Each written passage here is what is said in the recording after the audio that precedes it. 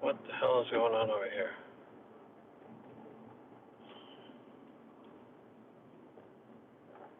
There we go. Alright, dump trucks everywhere and shit over here.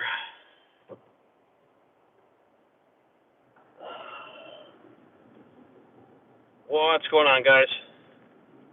Is anybody even on here yet? They let people know what's going on.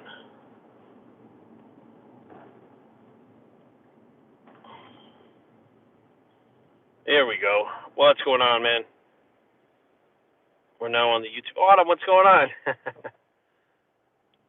On the YouTube live instead of the IG live because we're not banned from YouTube yet. We're not shadow banned from YouTube yet. Shadow blocked, whatever the fuck you call it. People driving like maniacs today. What's going on out there today, guys? Let's talk about some shit. You got a note? You actually got a notification. That's awesome. I appreciate it, Sammy. Thank you for sticking around this long.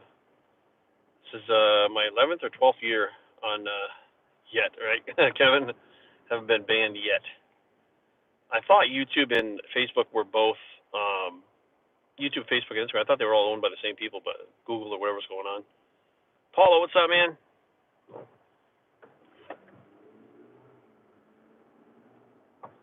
Oh, you got a notification too? Wow, maybe I'm like unbanned on YouTube. Maybe that'd be weird, right? Unshadow banned while the other ones take me out.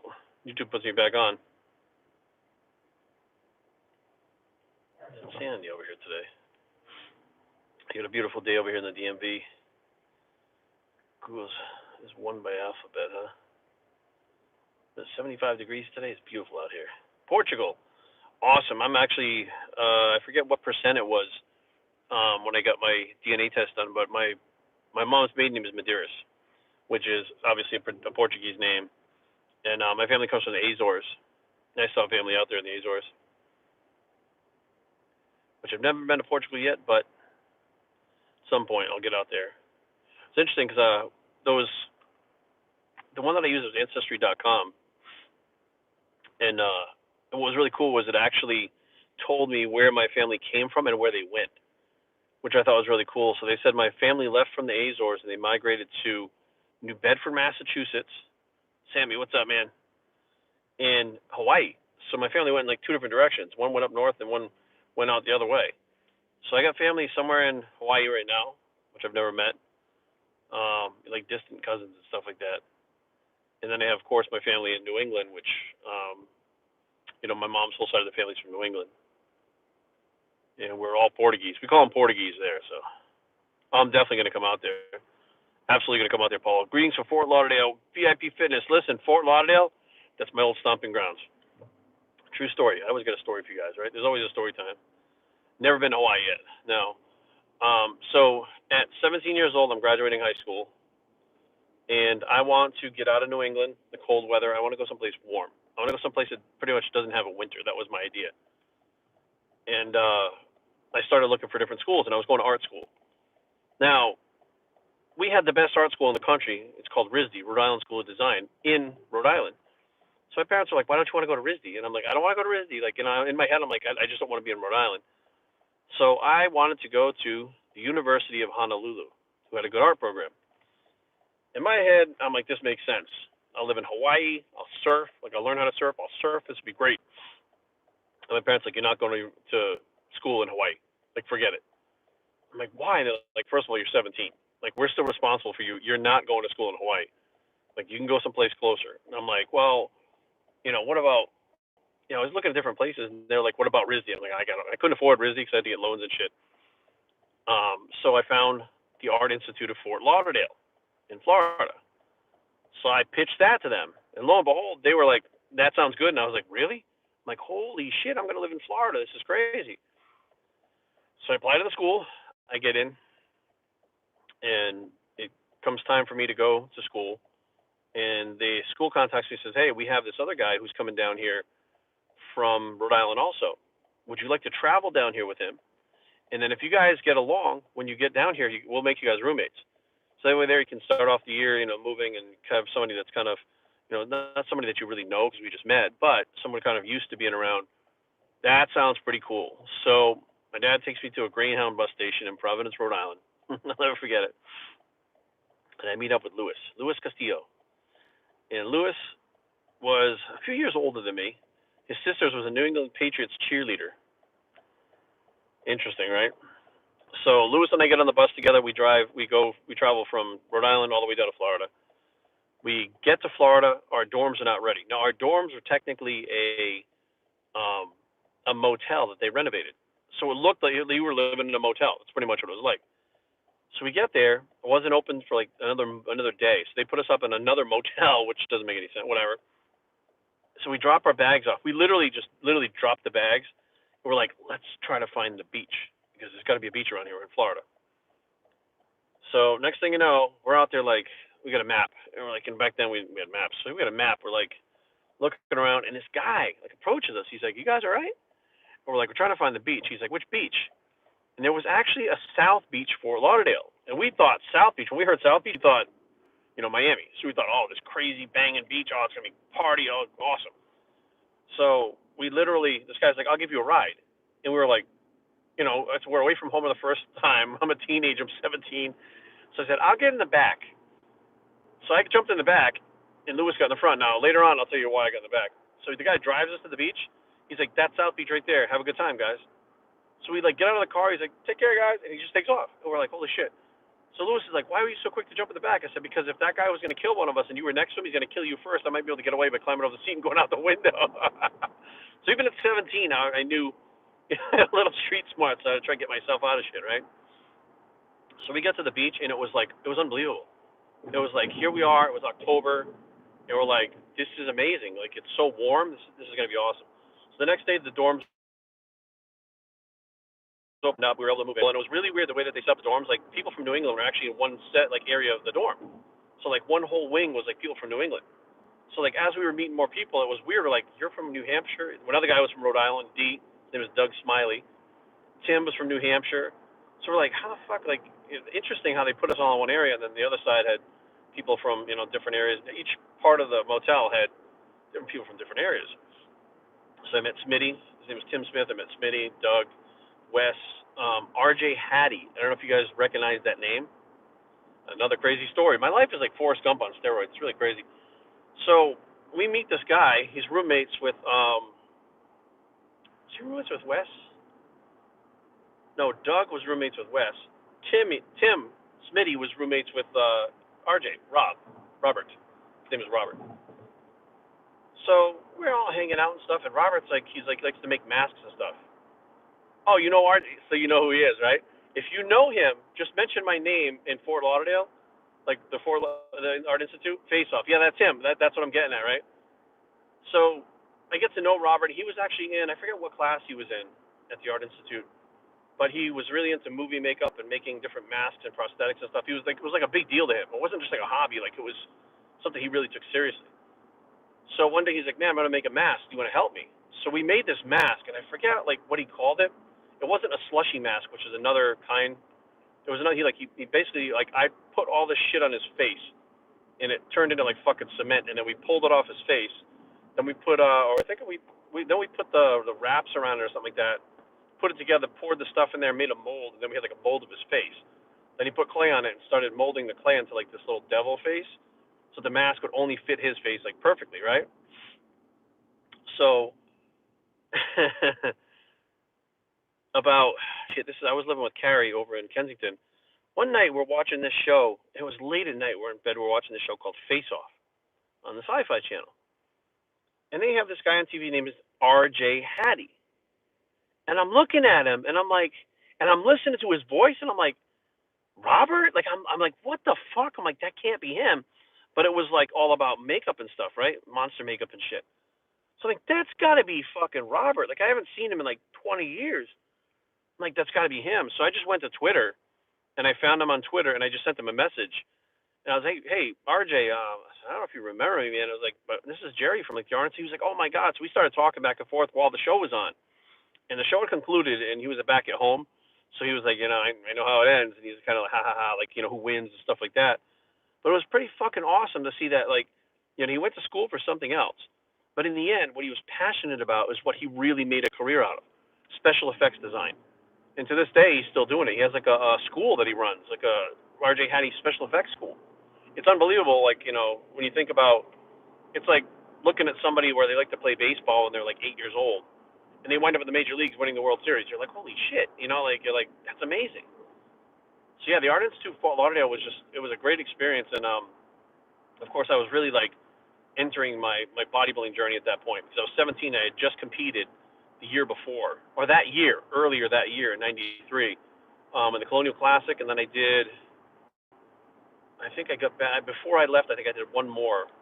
Me and Donnie competed one more time in another show, and then I headed down there. But I had never been exposed to the national level people. I had never seen a pro.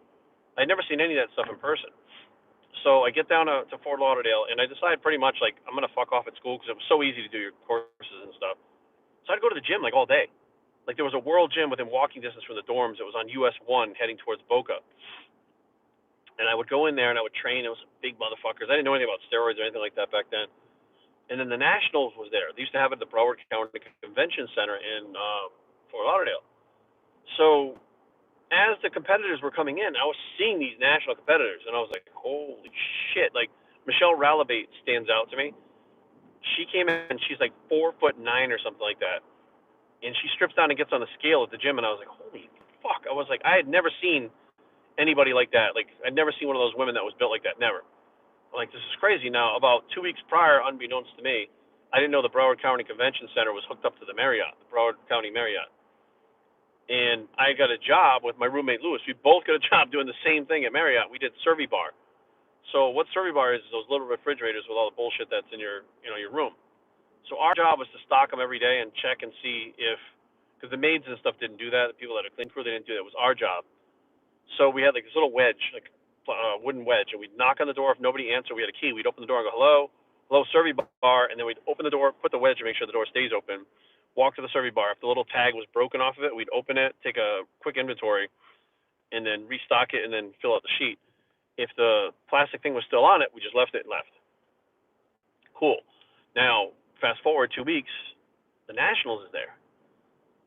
So I'm knocking on doors. People are like, no, we don't need Servi Bar. Servi Bar, fine. So I knock on this one door, and I hear, what? And I was like, what the fuck? I'm like, Servi Bar. So the door opens, and the craziest looking woman I've ever seen sticks her head out the door. And she goes, we don't need no Servi Bar. I was like, holy shit, it was Nicole Bass. And I knew who she was in the magazines. I was like, holy fuck. She looked like, I'm just going to be real, man. She looked like fucking Frankenstein. She was so fucking crazy looking. She was crazy looking.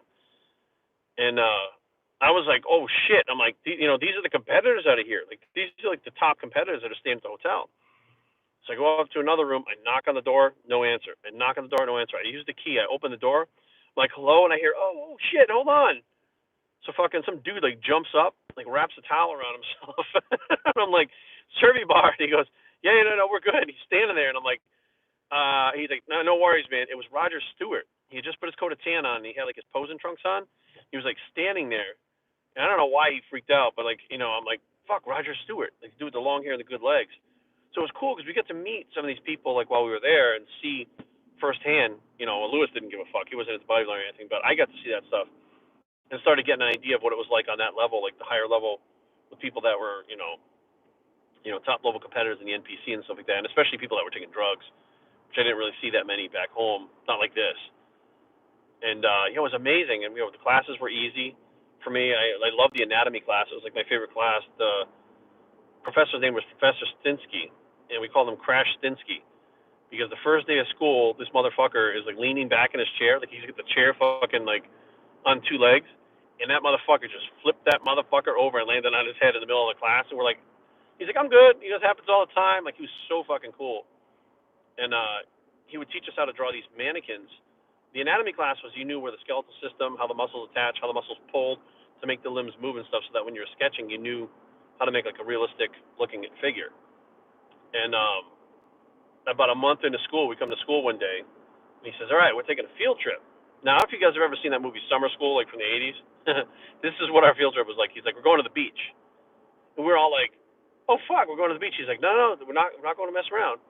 He's like, we're going to go draw mannequins, like the people at the beach, because the beach was full of people at this point. He's like, the people at the beach in motion, in real life, I want you to sketch them. We're going to do 10 mannequins. We have these giant, like, pads, sketch pads. So we're all walking around these giant sketch pads looking like a bunch of weirdos. And, of course, everybody around there knows that the school is there, so that it's part of the school. And so we're sketching the 10, mannequins. So we figure after 10 mannequins, we're probably, like, going to do a still life or fucking trees or wildlife or whatever. So eventually everybody gets back to the same spot. We all get the pads and stuff. We're like, okay, everybody's got the 10 done. Cool. Took about 20 minutes to do 10 mannequin stops for everybody. I mean, every person that was in the class. So he goes, all right, and he's got this bag with him. And we're like, what the fuck is in the bag? It's like that big old bag, like a knapsack that like Jake the Snake Roberts used to carry the snake in. And he dumps it on the beach, and there's a basketball, a frisbee, a football. I forget what else was in there. There was like a bunch of like recreational shit. And we're like, he's going to have a sketch of what the fuck's up to his anatomy. He's like, we're done for the day. Let's fucking play. And that was it. Like, we fucked around for the rest of the day. So for about 2 or 3 hours, we were out there fucking throwing balls around, fucking hanging out, swimming, just doing dumb shit, right? And none of us brought like bathing suits. We were just jumping in the fucking ocean with our clothes on and stuff. This is school, by the way, right? This is for school. So there was a place across the street called the Elbow Room. And it used to be called the Button on the Beach because I've heard it was legendary. So the Elbow Room was a bar. It was a college bar, but it was a bar. Got to be 21 to get in, obviously.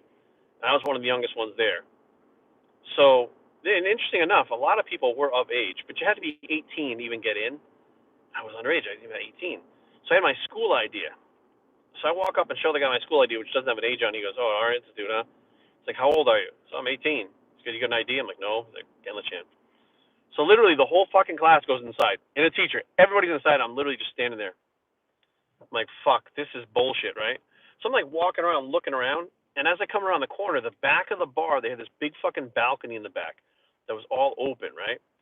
So a lot of the class came out there in the balcony, and they're like, Jerry, come here, come here. So this one dude, Chris, he was like this jacked bodybuilder dude that drove a black Jeep, right? Chris Webber, I think is his name. He goes, come here, come here. So he fucking reaches his arm over the thing. He's like, jump. So I fucking jump and grab his hand, and he fucking pulls me up over the fucking balcony. And I just like jump down, and I'm like in between them. So they quick, give him a drink. So they hand me a drink, right, so that I kind of blend in. So I'm just standing there with a drink in my hand. Now, I don't know, like I'm 17. I don't know how to order drinks and like that. So I'm like, I have a Bud bottle. Like that's all pretty much I knew how to have a Bud. I have a Bud. So I'm ordering these fucking Buds, and I'm paying for them with like cash. They were like $2 at the time, too. By the way, this is 1993. Within 3 beers, I'm fucking shit-faced. I am rip fucking drunk. Chris is drunk as fuck, the kid that pulled me up. The whole class is drunk, including the teacher, right? So we gotta get back to the dorms, right? So by now I'm like starting to sober up, and I'm like, oh, I think I'm good, man. Like, I'm cool. Like I haven't drank in a couple hours. So Chris is just fucking banging the drinks down. He's fucking slugging them down. He was dating like this chick that was that he had just met like a month before or whatever. So she was too drunk, and he's like, yo, I can't drive. Can you drive? I'm like, yeah, give me your keys. So I take his fucking keys, and we get in the Jeep. Now I've never driven a Standard. Never driven a Standard in my whole fucking entire life. So what do? Fuck it. Is that a clutch? I stuffed the clutch in. Like I had a concept of it. I'm like, whoa, whoa, whoa, whoa. And I start fucking bump, bump, bump. And he's like, and he's drunk as fucking. He's looking at me. He's like, do you know how to drive a stick? I'm like, fuck yeah, I do it all the time, dude. Fucking grew up driving a stick. I've been driving a stick since I was 12. Are you kidding me? I'm fucking trying to drive this fucking. So we finally get back to the dorms. He's still like wicked fucked up, and he's laughing about it. I'm like, he ain't gonna be laughing in the morning when his gears are all fucked up and shit, right? And he goes into fucking his room and passes out. And I still had his fucking keys. Next morning he comes looking for his keys. He's like, have you ever driven a Standard before? I'm like, honestly, no. I was like, that was my first time. He started laughing. He's like, dude, he's like, why didn't you say something? Because you were fucking shit-faced. You weren't going to make it back. You were going to crash, and like it was the Jeep, like had no top, no doors, nothing like that. I mean, somebody's going to get hurt. I was like, so I was the best option. So he was like, well, at least we made it back. And he's like, it wasn't that bad for your first time. I was like, I just kind of, push, shift. Any questions for you? Why would I have questions for you? I'm about to leave. Why would you say, fucking leave, dude? What the fuck, people? People get so offended. People get so fucking offended. I'm going to leave if you don't answer my questions. See you, bud.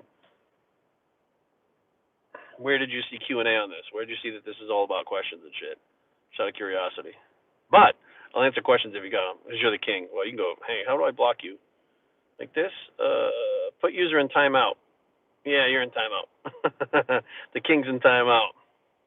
Can you help me? See, you asked nicely. Let's go. What do you need? Well, he fucking put a bunch of shit up here, but he's in timeout now, so. But lit music. What kind of music you into? I answer a lot of questions, but people get pushy. I hate that shit. Don't get pushy with me. After all the shit that I've done on fucking social media, online, in person over the years, like, don't get fucking shitty with me, you know? Oh, I love Florida. I would love to live down there. I try to get Erin all the time to move down there or Mexico. Like, that's two places I try to put in her head. I'm always like, hey, what about Mexico? You know, and then we go on vacation. I'm like, see, we could live here. And I go to Florida, you know, quite often with the NPC and stuff like that too. And I'm always like, you know, once you get down there, you know, you'd love it, babe. Struggling with addiction, how do you defeat it? Well, first of all, what's your addiction? You know, you have to look at what your addiction is and what it's doing. Like, you can say, well, I really like to, you know, eat a lot of cookies. I'm addicted to cookies. Or are you actually like addicted? Like, you physically and psychologically addicted to something? If you are, the next question is, what does it do for you? Okay, so I'll give you an example. Like, I was addicted to heroin. What does it do for me? It makes me forget. It short circuits my short term memory. It makes me forget. It makes me able to not worry about the stuff around me, right? So me being addicted to that, it had a purpose, right? So then I go, okay, what is making me want to do that to myself, right? What's the root cause of me wanting to forget? What's the root cause of me wanting to stick a needle in my arm? What's the root cause of me wanting to escape my life, right? Once you find that root cause, that's the whole key to addiction. People think it's just about getting off the drug or getting off whatever. That's not true. Because you can get off stone cold clean, and a lot of people relapse very quickly because they haven't worked on the problem. The problem's still there. When you sober up, that problem hits you right in the face. And it's sometimes a lot worse because now it's compounded because you've been trying to forget about it, and now it's in your face. So when you sober up, it just makes it worse. So finding that root cause, that was so important for me to get clean. This is 18 or 19 years that I've been clean. I'm here to answer all your questions. Well, I don't have any questions right now, but you know, so yeah, you have to find that root cause of why are you, you know, addicted to this. Like, of course, if you're addicted, you're physically addicted, psychologically addicted, then it's something, it's doing something to your brain that your body needs it or your brain needs it. So that's one aspect of it. But what made you pick up that thing to medicate yourself in the first place, right? Find that. Once you find that, you work on that. If you can fix that and get through that, you're going to be able to beat your addiction. If you don't work on the root cause, you're never going to beat it. You're going to relapse and you're doomed over and over again because the problem just keeps coming back. Like, you have to work on it. You have to fix it. You know, and a lot of times, unfortunately, it's trauma when we're kids, right? Porn addiction since you were 14. Okay, well, again, so now you're probably getting some kind of rush out of it, an adrenaline rush, whatever the case may be.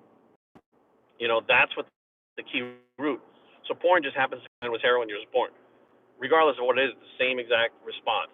It's serotonin increase in the brain so that you have that feeling, and then your brain gets used to it. Well, what made you go after that in the first place? Now, starting at 14, I mean, you were a 14-year-old. Let's fucking be real. You know, 14-year-olds, you're going through puberty, like, you're horny all the time. So it's kind of hard not to fucking get wrapped up in that when you're like 14. But at 24, you know, you should have more of a concept. It could just be habit. It could be that your brain is technically addicted to that dopamine, serotonin, and that's how you know how to get the release, is by watching porn. So my advice is get out there and get some other kind of stimulus. If you're not into working out, get into working out. If you're, you know, like other things like boxing or cycling or whatever the fuck it is, start putting that, you know, in there. And then, of course, any kind of addiction, get help.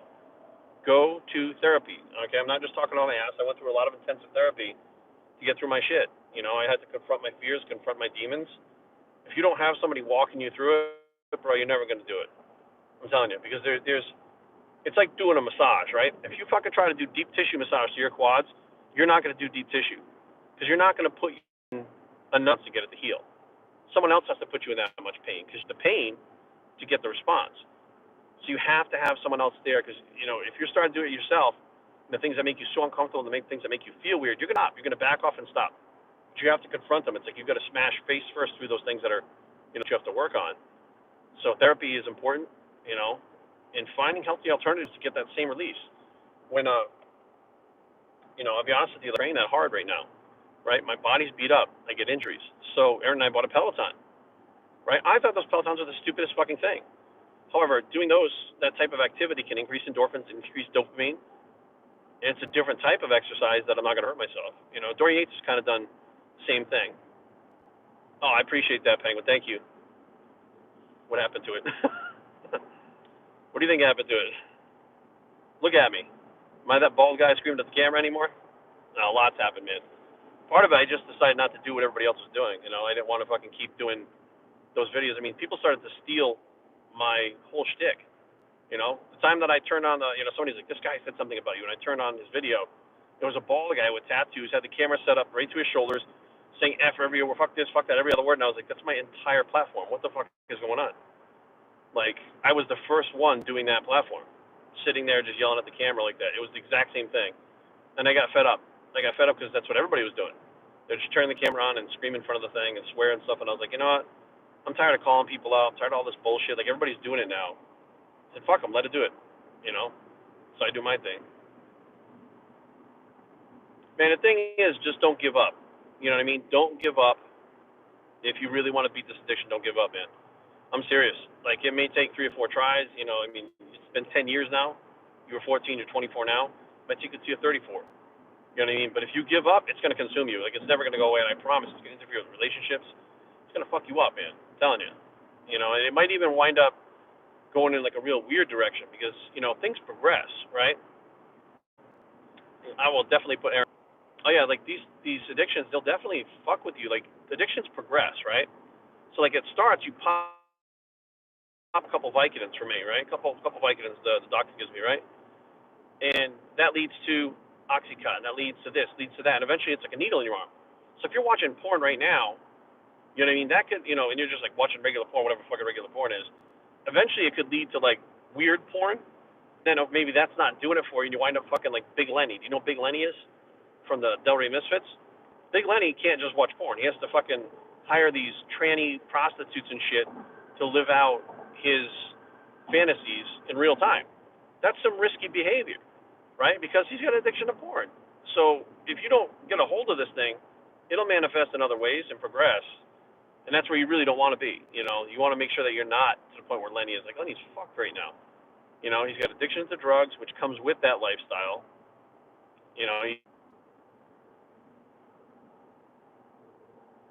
So eventually, I don't know if there it is.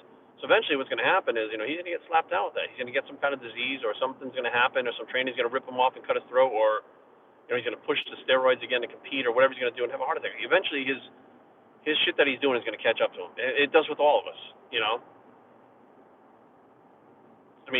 his stomach, for instance, right? His stomach, we've had people actually agree to pay him to go have that, like, MRI, see what's wrong with the stomach. And he's like, nah, it's just muscle, like the Tom Platz of abs. Like, he kind of bounces around, like, deflects it and stuff, right? Well, eventually it's going to catch up to him, as opposed to being like, okay, what's my deal, man? Why is my digestion so fucked up? Why is my stomach so big? Because I saw a picture of him when he was way younger and he didn't have the stomach. He was a big dude and he was a competitor, but he didn't have the stomach. So something's going on there. Could be like undigested food. It could be, who the fuck knows? It could be swollen liver. Who the fuck knows? I know a few people that have died of cirrhosis and some other, not fatty liver, they call it something else. And their stomachs were like that. It's like the rest of their body was kind of normal, but their stomachs were really big and stuck out like that. So he could be having liver issues. He gets a little yellowing in the eyes and stuff like that. Actually, he gets a lot of yellow in the eyes sometimes. So I don't know. It's hard. It's hard to watch it because he's got to make his own choices, and you can tell him, you can try to help him, but you can't force him. You can't force him to see what he doesn't want to see. Or he might just be self-destructive and say, I don't give a fuck.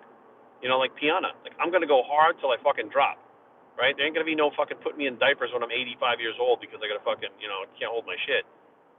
So he might be out there saying, fuck it, I'm gonna go until I just fucking one day walking on the street and I just fucking drop and die.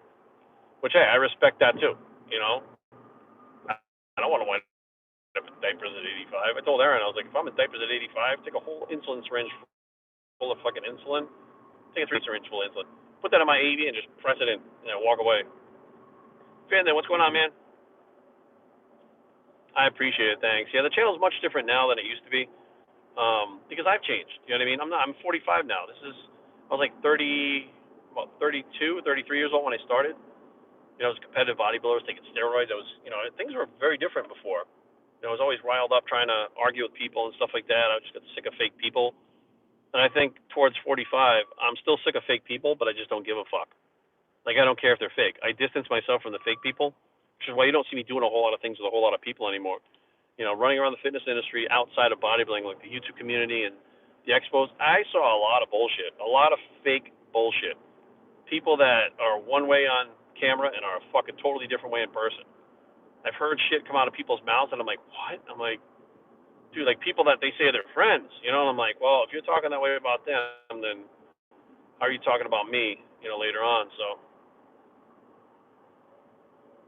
a lot of things have changed. Eczema, I don't know much about it. I know my mom pretty much her whole life, and they give her like this special cream for it, like and it helps, but it's one of those things that it's a genetic thing, I think, and something that doesn't really go away. I know there's different medications too, but you want to try to check in some options. I don't know in Portugal what's prescription and what's over the counter, but there might be some over the counter things down there we don't have in America. Excuse me, that might help. What's the other one? Psoriasis. So I get psoriasis and eczema always confused. Kicking your ass. So I don't. I honestly, if I had some kind of solution, man, I would let you know. But I'm actually heading to the gym right now. I'm gonna go do chest and finish off with chest and back, abs, cardio, and then I have to train Matt. Matt's coming today at 4. Red light therapy. Oh, I never even thought about the red light therapy. Red light therapy for eczema.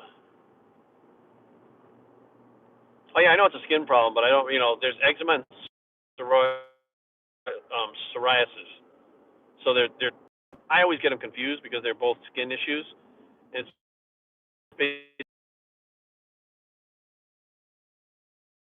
I think the psoriasis is faster than it should. Like the fast-acting cells replicate too fast. I don't know. Oh, hang on. You know what might help?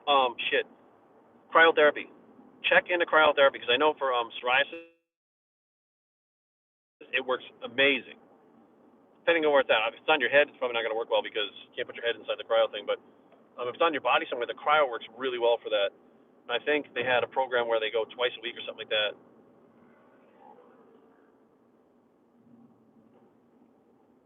I appreciate it, man. A lot of the channels have changed. I'd say all the channels have changed. There are some people out there that are trying to continue to do what they used to do, and there's zero money in this now. There's absolutely no money in YouTube. You go from making $35,000-$40,000 a year on YouTube to making less than $1,000 now. There's no money, so that's why you've seen a lot of people disappear. A lot of people have just, I'm done.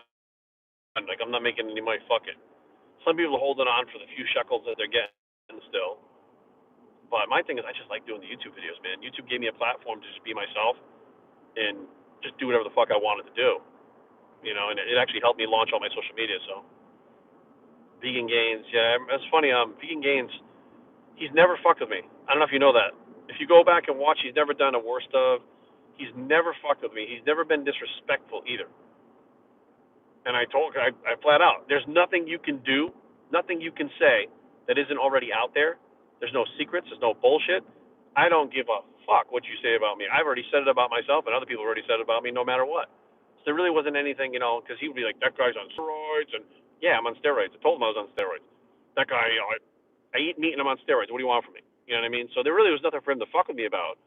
So he never fucked with me. I tell him, go ahead, do it. Go ahead. I egg him on. Go ahead. You wouldn't do it for what? What are you going to say that hasn't already been said? Fucking heroin addict. Okay. Steroid junkie. Okay. And, you know what I mean? At the time, there was really like a lot of other shit that was going on, and people were, lying, like the fake natties and all the other bullshit that was going on. So there was a lot of stuff going on that he, could dig into. There really wasn't anything on me that he could dig in. And I went to 2015, right? That was Vegas. 2015, I was in Vegas at the Olympia, and we went to C.T. Fletcher's movie premiere, the red carpet premiere of My Magnificent Obsession. And I remember I walked in there, and Kai Green was standing there. I was talking to Kai, and Rob Bailey comes up to me, and Rob was like, "When are you going to fight Vegan Gains?" And I had never really met Rob. I didn't even know he knew who the fuck I was. And I was like, "What?" And he was like, he just starts laughing. And I was like, "Why? What'd you hear?" He's like, "Nothing." He goes, "I just saw the video made about him," and I was like, "Nothing to fuck with me about," you know. But it was interesting how other people in the industry, they knew Vegan Gains and they were watching what was going on with him and other people. Like he was getting eyes on him, you know. I can't control what other people shit in therapy. Like they're not affecting me by fucking saying shit about me. They're saying shit about me. I'm hearing it. That I'm letting it affect me. That's a hard concept to grasp for some people, you know. Therapy helped me a lot. Helped me see a lot of things. You know, I don't like therapy. It's painful, right? It hurts. It hurts emotionally. It hurts.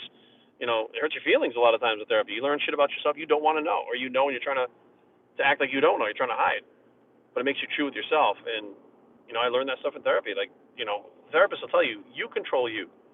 My wife made me mad. No, she didn't. You made you mad, and that drove me fucking nuts when the therapist would say that. They didn't do that to you. You're letting that happen. And I'm like, what? I'm like, you're out of your fucking gourd. Until I grasped the concept. You know, until I grasped the concept of somebody's like, that guy's fucking big steroid head. Like, okay. And, you know, whereas before therapy, big steroid head, what the fuck you say? And you fucking cracked the dude, you know, like, then you got a hurt hand, and you got to fucking go to court, all that bullshit. You know, the gym is therapy for me. All right. I'm excited to start training right now. Get this over with. Beautiful day, man. 88 degrees. Fuck. Here in the DMV, it's been super hot and super. It was 93 yesterday or the day before. Super hot already. Summer is here. All right. Thank you guys for tuning in.